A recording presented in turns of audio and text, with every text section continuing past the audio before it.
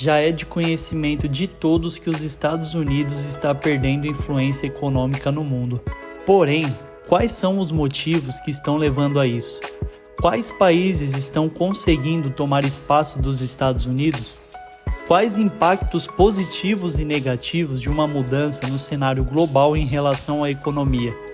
Falaremos tudo isso e muito mais para que você entenda como o mundo poderá estar daqui a 30 anos e os impactos nas próximas gerações.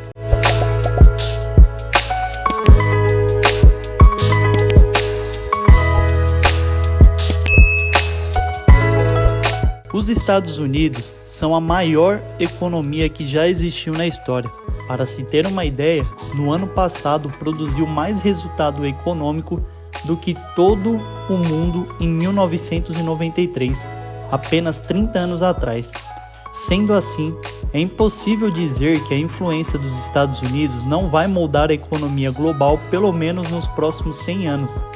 Mas pela primeira vez em muito tempo, eles vão compartilhar essa influência com novos e significativos rivais. Se analisarmos pela paridade do poder de compra, que é uma medida possivelmente mais precisa da verdadeira capacidade econômica, os Estados Unidos já são uma economia menor do que a China.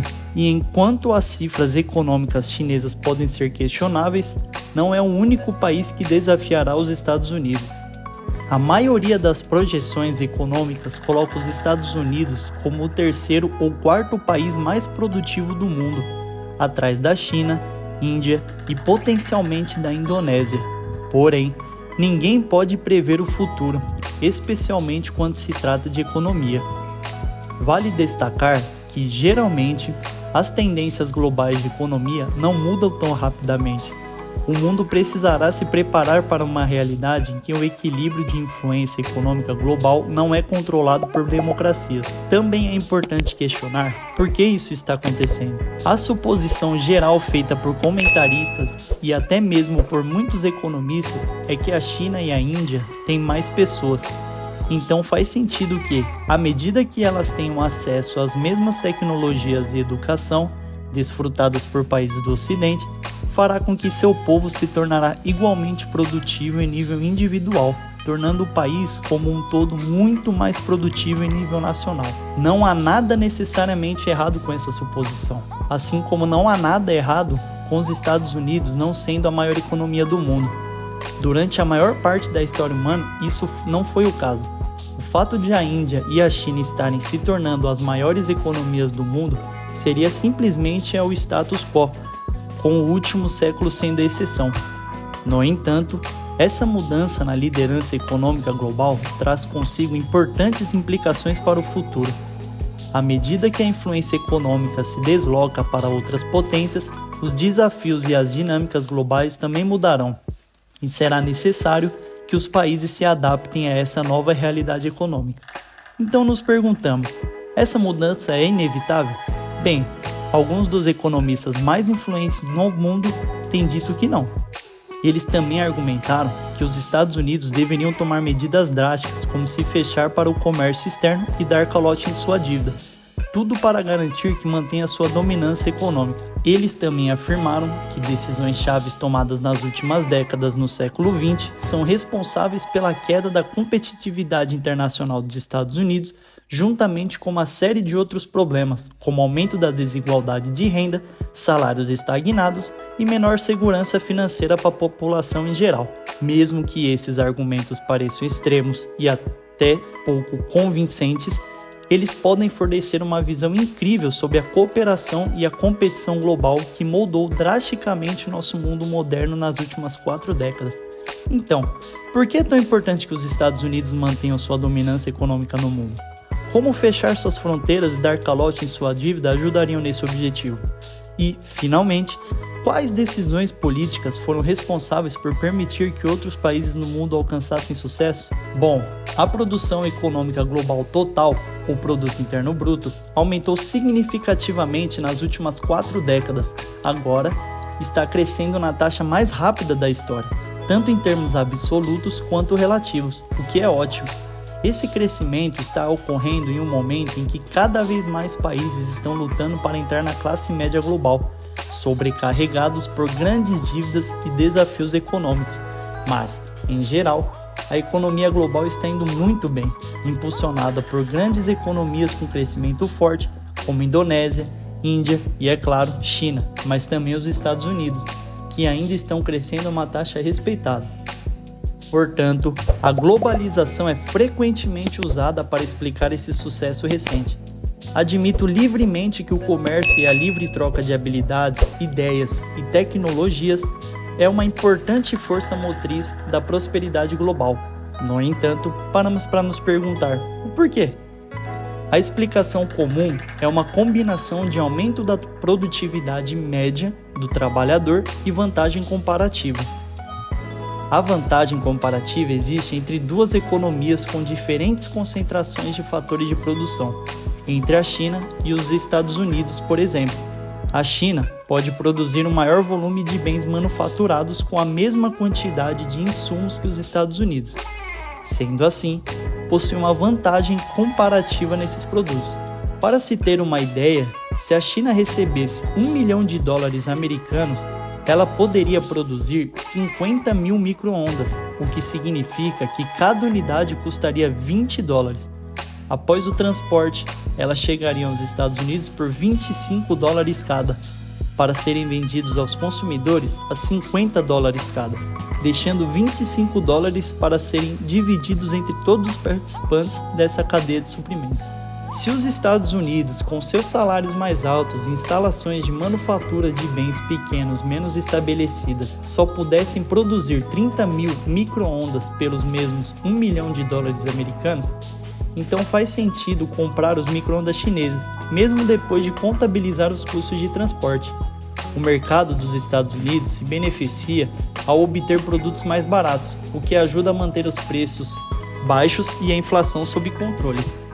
Em geral, a globalização tem sido benéfica para a economia mundial, mas esses benefícios têm sido fortemente concentrados em apenas alguns grupos. O primeiro grupo são as empresas internacionais que obtiveram acesso a centros de fabricação de custo mais baixo e, ao mesmo tempo, abriram novos mercados para seus produtos. O segundo grupo, de vencedores, são os trabalhadores em países em desenvolvimento.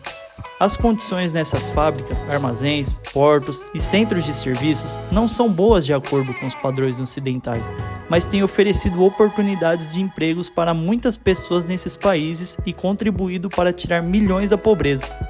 Já o terceiro grupo, de vencedores, são os consumidores em países desenvolvidos que têm acesso a produtos mais baratos devido à globalização. No entanto, apesar desses benefícios gerais, também há algumas consequências negativas. Uma preocupação importante é o aumento da desigualdade de renda dentro dos países. Enquanto algumas pessoas e empresas se beneficiam muito da globalização, outras, especialmente trabalhadores com baixa qualificação em países desenvolvidos, podem enfrentar perda de empregos e salários estagnados.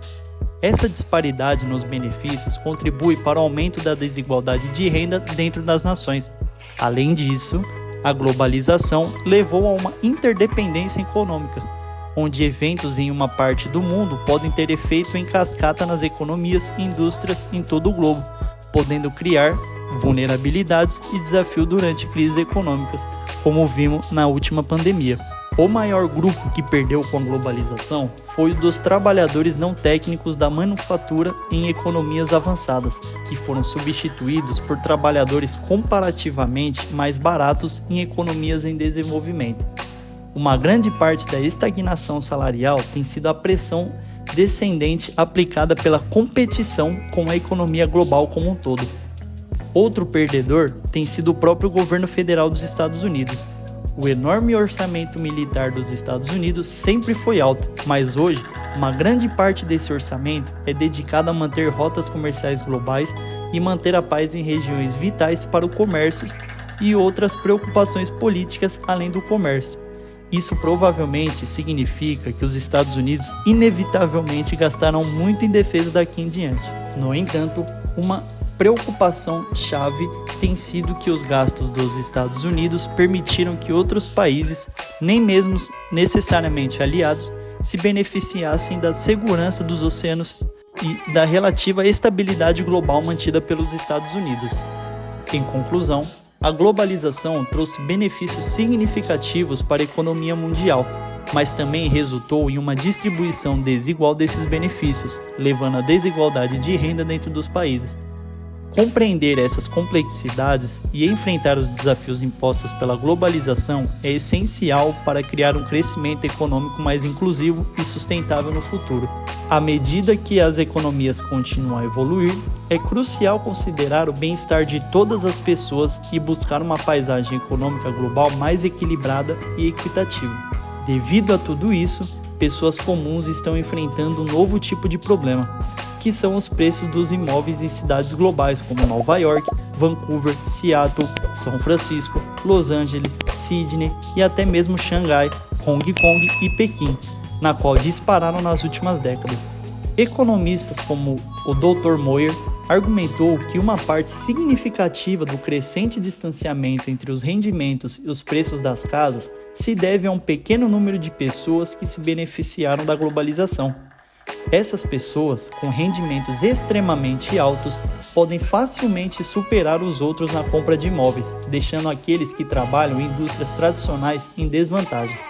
Por exemplo, cidades como São Francisco experimentaram um aumento substancial na renda média, principalmente devido à presença da indústria de tecnologia. A tecnologia é uma das maiores exportações dos Estados Unidos, e as empresas de tecnologia sediadas em cidades como São Francisco geram receitas de todo o mundo, pagando generosamente seus funcionários altamente qualificados. Esses funcionários desempenham papéis essenciais, criando software que pode ser replicado e vendido globalmente, adicionando valor significativo além do mercado doméstico. Como resultado, recebem salários mais altos e podem pagar por imóveis mais caros, exercendo pressão adicional aos mercados imobiliários. Essa crescente divisão entre aqueles que se beneficiam da globalização e aqueles que ficam para trás levanta preocupações sobre a desigualdade de renda e acessibilidade da habitação para os cidadãos comuns. Isso enfatiza a necessidade de formuladores de políticas e economistas considerarem cuidadosamente o impacto da globalização e trabalharem para criar oportunidades econômicas mais equitativas para todos. Outro problema é que a superioridade tecnológica não é garantida ao fazer negócios ao redor do mundo. Os Estados Unidos e outras economias tradicionalmente avançadas compartilharam sua tecnologia com países em desenvolvimento para que pudessem fabricar seus bens de consumo. Hoje, empresas globais estão alcançando essas economias. A China está desenvolvendo sua própria indústria aeronáutica, construindo suas próprias empresas de tecnologia globais e já é lar do maior fabricante de veículos elétricos do mundo. Embora isso seja ótimo para a economia global como um todo, isso significa abrir mão da vantagem competitiva que essas economias sempre tiveram em troca de bens de consumo ligeiramente baratos. Outro fator importante é que 3 décadas após a Segunda Guerra Mundial, os gastos do consumidor representavam cerca de 60% do PIB dos Estados Unidos. Os outros componentes do PIB eram os gastos do governo, investimento e exportações líquidas. A partir da década de 80, o ano em que a maioria dos economistas identifica como o verdadeiro início da globalização como a conhecemos hoje, os gastos do consumidor com parte do PIB cresceram para cerca de 68%. Isso representa um aumento de 8%, o que pode não parecer significativo, mas significa que os outros componentes do PIB foram reduzidos em relação ao consumo. Isso pode ser problemático, pois um forte investimento, gastos do governo e exportações líquidas são importantes para a construção de uma economia robusta e sustentável. Portanto, embora os benefícios da globalização sejam indiscutíveis, é essencial equilibrar esses gastos com o objetivo de desenvolver uma economia sólida e equitativa que beneficie a todos os setores da sociedade.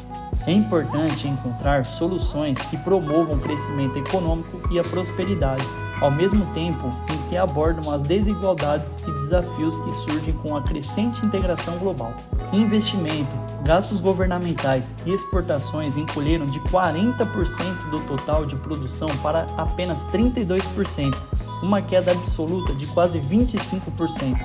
Isso significa que os Estados Unidos têm dedicado a maior parte de sua economia para satisfazer o consumo em detrimento de investimentos ou gastos governamentais que poderiam ser usados para fornecer serviços públicos.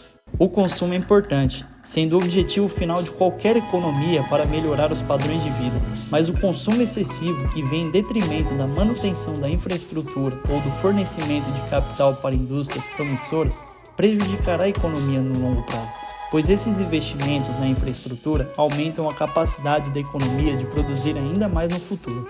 Porém, enquanto a maioria da infraestrutura no Ocidente está envelhecendo e mal sendo mantida, as economias em desenvolvimento, em particular a China, mas também Indonésia, Estados do Golfo, Tailândia, Vietnã e Europa Oriental, estão construindo novos portos modernos, linhas ferroviárias, usinas de energia e até atrações turísticas para facilitar a indústria local. Esses são grandes projetos que, coletivamente, custaram trilhões de dólares em todas essas economias. São trilhões de dólares que poderiam ter sido entregues diretamente às pessoas que, em média, ganham muito menos do que as pessoas no Ocidente. No entanto, a decisão foi tomada para fazer isso de qualquer maneira, pois a esperança é que isso fornecerá ainda mais valor a essas economias no futuro. Alguns desses projetos até mesmo foram longe demais e se tornaram despesas que nunca retornarão resultados econômicos positivos, mas ter um exagero de coisas boas ainda é melhor do que não ter o suficiente. O último desafio é a dívida. Os Estados Unidos e outras economias ocidentais avançadas devem muito dinheiro a uma economia em desenvolvimento. O endividamento das famílias também se tornou um problema, acelerado pelas disparidades de renda que, como vimos anteriormente, foram por sua vez aceleradas pela globalização. À medida que as pessoas lutam para acompanhar o aumento dos preços das casas e o aumento do custo de vida com salários estagnados, elas estão assumindo mais dívidas para compensar a diferença. Essa dívida tem sido altamente concentrada no setor imobiliário, que a maioria das pessoas vê como seu principal investimento, uma ideia que tem sido apoiada por muitos governos e muitas economias avançadas por meio de incentivos fiscais e subsídios que tentam artificialmente tornar um investimento em imóveis mais atraente do que alternativas como ações que poderiam financiar empresas produtivas. Mesmo que você não concorde com as teorias desses economistas, é uma visão fascinante de como as decisões tomadas sobre o comércio global e a cooperação impactaram todas as áreas de nossas economias modernas de maneira que não parece imediatamente óbvia. Mas se países como os Estados Unidos realmente estão sendo prejudicados pela globalização, então quais as soluções? Bom, a solução mais sensata seria incentivar o investimento e não o consumo, mas não favorecer um tipo de investimento em detrimento de outro. Além disso, os Estados Unidos devem implementar políticas que protejam as indústrias locais, especialmente aquelas que fornecem muito emprego, ao invés de concentrá-las nas mãos de alguns funcionários altamente qualificados. Porém, isso já está acontecendo e a tendência de relocalização e internalização tem crescido desde antes de 2020 e foi, é claro, acelerado pela pandemia global.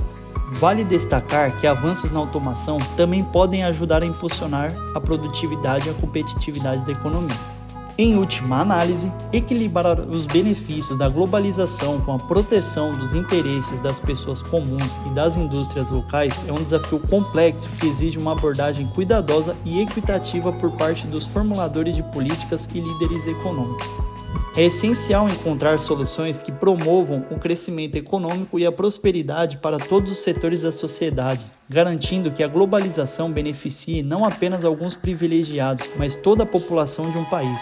Sendo assim, a solução prática para reduzir a dependência de mão de obra terceirizada é investir em tecnologia para que máquinas possam produzir até itens altamente técnicos a preços mais baixos do que os trabalhadores humanos mais baratos.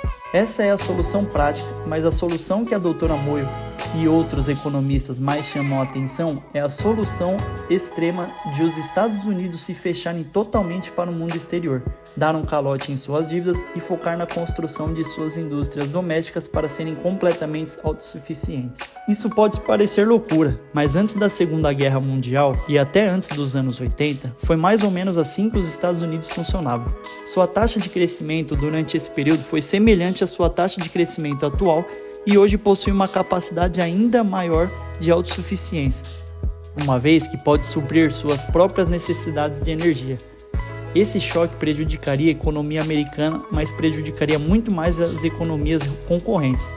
A China obtém grande parte de seu poder econômico detendo dívidas dos Estados Unidos e fornecendo aos Estados Unidos importações baratas. Se ela perdesse instantaneamente ambos, provavelmente entraria em colapso.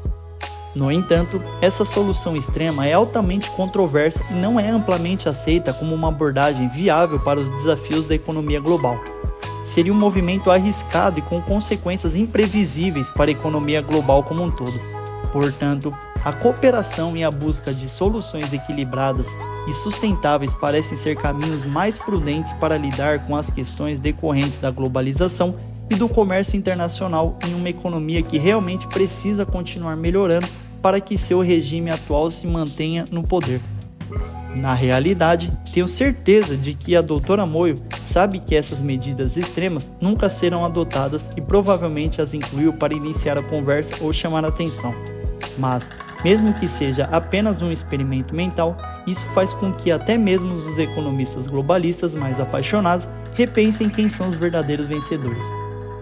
Se gostou do vídeo, não deixe de se inscrever no canal, curtir e comentar o que achou.